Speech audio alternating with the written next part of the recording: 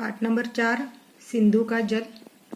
आइए देखते हैं इस पाठ का स्वाध्याय। पहले देखेंगे पाठ के आंगन में सूचना के अनुसार कृतियाँ कीजिए। क आकृति पूर्ण कीजिए। प्राकृतिक जल स्रोत कौन कौन से हैं मालूम है? पहला है हिमानी,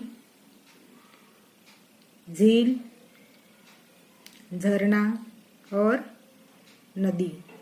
ये 4 प्राकृतिक जल स्रोत हैं।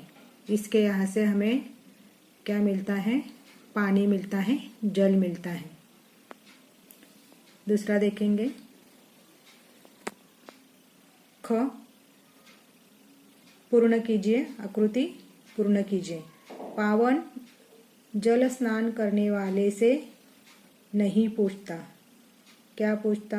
पावन जल स्नान करने वाले से नहीं पूछता। उनकी जान पहचान, उनका मजहब, उनका धर्म। ये जो पावन जल रहता है वो किसी से भी उनकी जात, उनका मजहब, उनका धर्म नहीं पूछता। आगे देखते हैं। भारत के मानचित्र में अलग अलग राज्यों में बहने वाली नदियों की जानकारी निम्न मुद्दों के आधार पर तालिका में लिखिए। यानी अलग अलग राज्यों में जो नदियाँ बहती हैं उनका आपको नाम लिखने का है। अभी देखो, नदी का नाम, उद्गम स्थल, राज्य, बांध का नाम। तो पहले देखेंगे, नदी का नाम है नर्मदा, उसका उद्गम स्थान है अमरकंटक, राज्य है गुजरात और बांध का नाम है सरदार सरोवर बांध। भी दूसरा है, नदी का नाम है तापी, उसका उद्गम स्थल है सातपुरा पर्वत, राज्य है मध्य प्रदेश और बांध का नाम है उकाई बांध। तीसरी नदी है ब्रह्मपुत्रा, उसका उद्गम स्थान है हिमालय पर्वत, उसका राज्य है अरुणाचल प्रदेश और बांध का नाम है झांगमुंडम बांध। ये सब उनका क्या है? ये नदियां हैं, उनका उगम स्थान है और कौन से राज्य से वो आती है और उस बांध का नाम क्या है। ऐसे आप और नदियां को नाम ढूंढ कर उनका उद्गम स्थान, राज्य और बांध का नाम अपने नोटबुक में लिखिए। अभी तीसरा प्रश्न है, पाठ से ढूंढकर लिखिए। आपको क्या लिखने का है? पाठ से संगीत लय निर्माण करने वाले शब्द। तो संगीत लय निर्माण करने वाले शब्द आपको अपने कविता से ढूंढने का है। तो ये देखो, ये है संगीत लय निर्माण करने वाले शब्द। पहला है प्रवाहमान यानी पहचान, हलचल यानी कलकल, धर्म यानी मर्म, दुश्मन, हिंदुअन। हे शब्द जो है वो संगीत लय निर्माण करने वाले शब्द हैं। अभी हम दूसरा देखेंगे,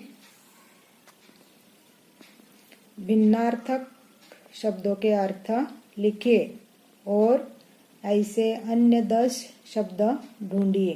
देखो, यहाँ पर उन्होंने उदाहरण दिए 2 अली भिन्नार्थक शब्द, उनके अर्थ हमें लिखने का है। ऐसे 10 शब्द हमें ढूंढ कर लिखने के हैं। तो पहला है अली। देखो यहाँ पर अली यानी क्या? भौरा। उसको दूसरा अली है तो क्या है? अली यानी सखी।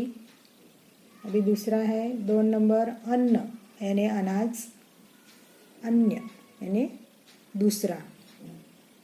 तीसरा है और यानी तरफ, और यहाँ पर है और यानी तथा।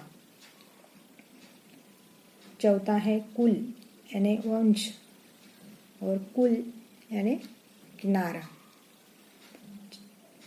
5 नंबर है दिन यानी दिवस, और यहाँ पर दिन यानी गरीब। 6 नंबर है पवन यानी हवा, और यहाँ पे पावन यानी पवित्र। 7 नंबर है बाग यानी बगीचा, और यहाँ पे है बाघ यानी शेर। 8 नंबर है पका यानी पका हुआ, और यहाँ पे पक्का यानी दूध। ऐसे मैंने यहाँ पर आपको 8 शब्द दिए हैं भिन्न अर्थों के। आपको 10 पूरे करने के लिए 2 शब्द आप ढूंढकर अपने नोटबुक में लिखिए। अभी देखेंगे भाषा बिंदु। यहाँ पे दिया है कि प्रेरणार्थक क्रिया का रूप पहचान कर उसका वाक्य में प्रयोग कीजिए। तो क में दिया है जिसे वहाँ से जबरन हटाना पड़ता है। तो यहाँ पे आपको प्रेरणार्थक क्रिया कौन सी है उसका रूप पहचान कर उसका वाक्य में प्रयोग करने का है। तो आप कैसे करेंगे? कौन सी है प्रेरणार्थक क्रिया? यहाँ पर है प्रेरणार्थक क्रिया हटाना। तो उसका वाक्य में हम उपयोग करेंगे, घर के ऊपर पेड़ गिर गया तो हम उसे हटाना पड़ा। क्या है? घर के ऊपर पेड़ गिर गया तो उसे हटाना पड़ा। ऐसा हटाना ये प्रेरणार्थक क्रिया लेकर आप और 2 वाक्य में प्रयोग करके 2 वाक्य लिखिए। अभी दूसरा वाक्य है ख में, महाराजा उमेश सिंह द्वारा निर्मित होने से उमेद भवन कहलावा जाता है। क्या है उसका प्रेरणार्थक क्रिया का रूप? कहाँ पे? यहाँ पर कौन सा है? देखो, कहलावाया यानी क्या कहलावाया? माँ ने कहलावाया है कि जल्दी घर आना।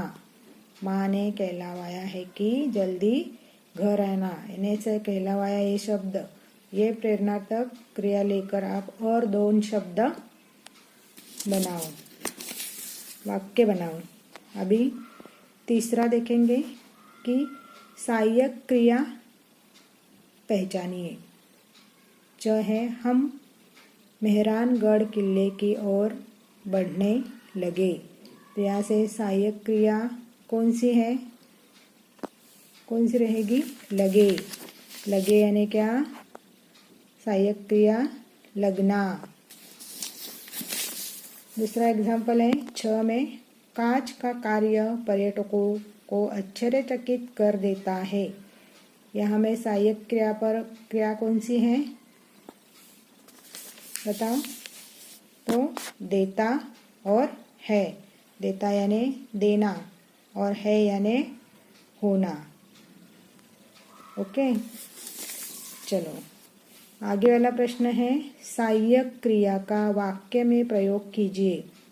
तो पहली सहायक क्रिया है त में होना, थ है पढ़ना, द है रहना और ध है करना। तो ये सहायक क्रिया लेकर, ये शब्द लेकर आप क्या करेंगे? वाक्य में प्रयोग करके आपके नोटबुक में लिखिए। और मैंने ये जो आपको स्वाध्याय दिया है, ये सब स्वाध्याय आपके नोटबुक में आपको लिखने का है। Okay, thank you.